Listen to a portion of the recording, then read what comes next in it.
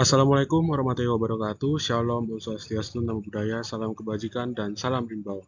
Sebelumnya, perkenalkan nama saya Prasadegan Leong, dan kali ini kembali lagi kita membahas tentang topik-topik yang membahas tentang teknologi informasi dan komunikasi, dan topik kali ini akan saya bawakan adalah istilah-istilah dalam komponen drone. Nah, mengapa sih penting untuk mengetahui istilah-istilah pada drone? Nah, tujuannya adalah sebagai dasar untuk pengoperasian drone yang baik dan benar. Apabila kita tidak mengetahui istilah-istilah dan cara mengoperasikan drone yang baik dan benar, maka teknologi yang harganya bahkan jutaan atau miliaran tidak akan berfungsi dengan baik apabila kita tidak dapat mengoperasikannya. Nah, kemudian penting untuk kita mengetahui calon-calon klien drone yang ada. Yang pertama adalah perusahaan sawit dan hutan tanaman industri, di mana tentunya perusahaan sawit dan hutan tanaman industri pada zaman sekarang sudah mulai melakukan investasi kepada teknologi drone. Yang kedua adalah sawit rakyat, di mana sawit rakyat ini terbagi menjadi dua, yaitu yang pertama individu, yang kedua koperasi. Di mana tentunya sawit rakyat ini adalah sawit yang dimiliki oleh um, pemiliknya yang merupakan orang-orang rakyat dan juga merupakan perusahaan swasta biasanya. Dan juga yang ketiga adalah pemerintah daerah, di mana pemerintah daerah telah melakukan generalisasi penggunaan drone terutama bukan hanya pada satu sektor tetapi terhadap berbagai sektor. Sektor-sektor seperti perusahaan sawit dan hutan tanaman industri juga termasuk, di mana pemerintah daerah selalu melakukan pemantauan yang baik dan juga melakukan perekaman footage-footage baik di berbagai daerah di Indonesia. Contohnya sebagai di Bandung, di Surabaya, di Jakarta, dan sebagainya. Tidak lupa juga terdapat personel-personel yang menggunakan drone untuk um, mencari kehidupan atau sebagai mata pencaharian yang baik. Nah, kemudian ada yang disebut dengan komponen-komponen pada drone, di mana tentunya kita akan membahas mulai dari yang pertama adalah flight controller, di mana flight controller sendiri digunakan untuk mengendalikan gerakan drone seperti yaw, roll, pitch, altitude, dan sebagainya. Di mana flight controller sendiri ini biasanya berbentuk seperti stick PS atau stick PlayStation dan mengatur ketinggian dari drone yang ingin dicapai, kemudian pergerakan depan, belakang, kiri, kanan, dan sebagainya. Yang kedua adalah motor, di mana motor sendiri merupakan mesin dari drone itu sendiri, di mana semakin baik motor atau semakin tinggi kualitasnya, maka semakin baik juga kemampuan terbang dari drone sendiri.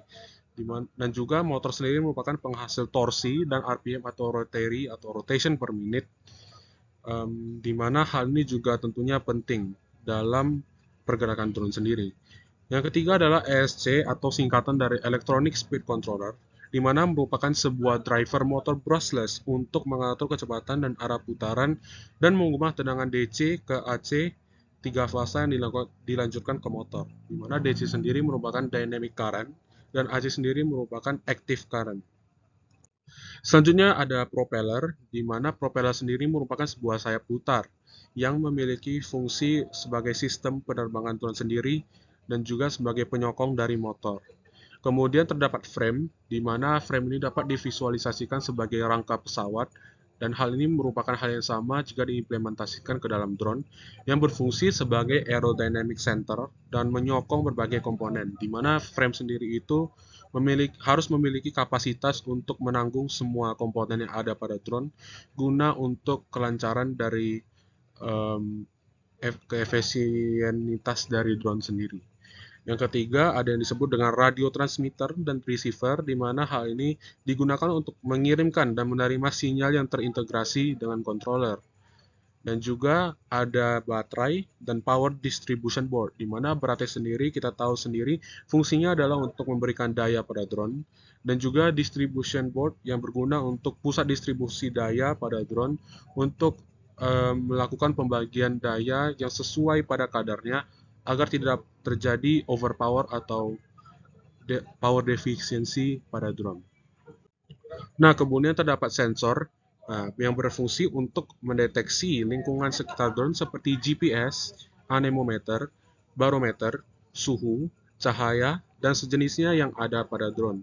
Nah, sensor sendiri itu juga merupakan sebuah komponen yang penting pada drone, di mana tanpa adanya sensor, Semua teknologi yang ada, baik dari motor, propel, frame, dan sebagainya itu tidak akan berguna. Karena pada sejatinya, drone sendiri itu merupakan sebuah perangkat yang digunakan untuk mendapatkan data, di mana data tersebut digunakan untuk dianalisis. Dan juga sensor sendiri ini berhubungan ketat dengan kamera, di mana kamera sendiri merekam dan melakukan pengambilan gambar berupa foto atau video. Tanpa adanya kamera, maka sensor-sensor tersebut akan dianggap tidak valid karena tidak terdapat sebuah bukti konkret untuk mendukung analisa dari sensor sendiri. Mungkin sekian yang biasa saya sampaikan, dan saya meminta maaf apabila terdapat kesalahan dalam pengucapan kata saya. Akhir kata saya ucapkan Assalamualaikum warahmatullahi wabarakatuh. Shalom, Om Swastiastu, Namo Buddhaya, salam kebajikan, dan salam rimba.